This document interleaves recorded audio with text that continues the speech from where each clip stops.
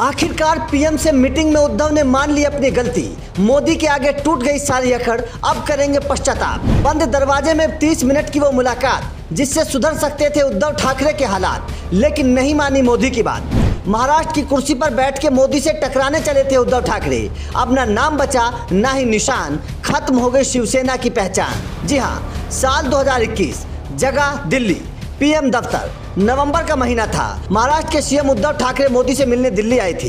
इस मुलाकात पर दिल्ली से लेकर महाराष्ट्र तक हर किसी की नजर थी, खासतौर पर उन दो पार्टियों की जिनको उद्धव और मोदी की मुलाकात से परेशानी थी।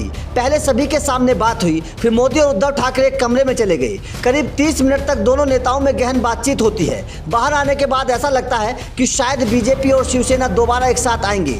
उद्धव ने भी मोदी से वादा किया था कि जो गलती हुई है उसका सुधार करूंगा, लेकिन फिर ऐसा क्या हुआ कि उद्धव ने अपने वादे को तोड़ दिया। क्या है उस मुलाकात की कहानी और फिर मोदी से किए गए वादे को तोड़ने का क्या अंजाम हुआ, जानने के लिए देखिए खास रिपोर्ट। महाराष्ट्र में किंग मेकर से किंग बनने का सपना देखने वाले उद्धव ठाकरे को लेकर एक बड़ा खुलासा हुआ है।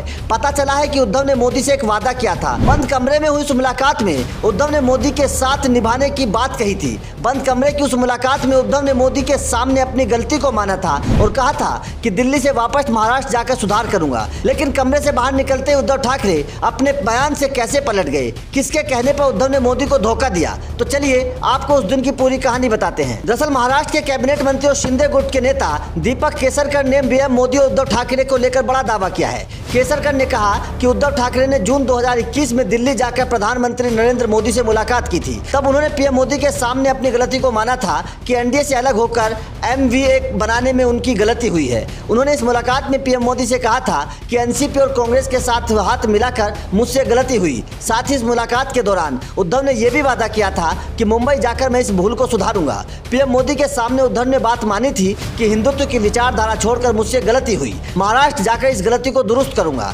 केसरकर के मुताबिक उद्धव ठाकरे और पीएम मोदी की मुलाकात साल 2021 के नवंबर महीने में हुई थी।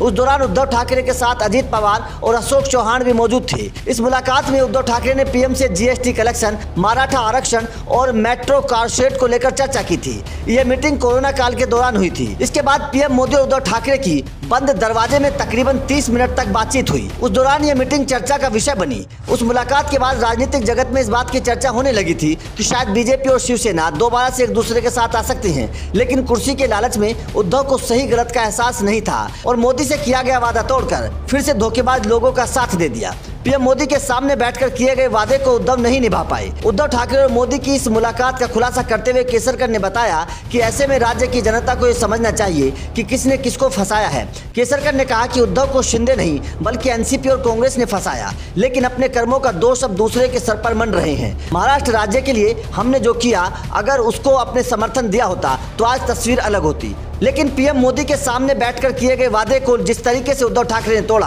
आपका इस खबर पर क्या कहना है और क्या आपको लगता है कि कांग्रेस और एनसीपी के चक्कर में पड़कर उद्धव ने अपना राजनीतिक करियर खत्म किया? मोदी से पंगा लेना क्या उद्धव को भारी पड़ा? कमेंट करके जरूर बताएं।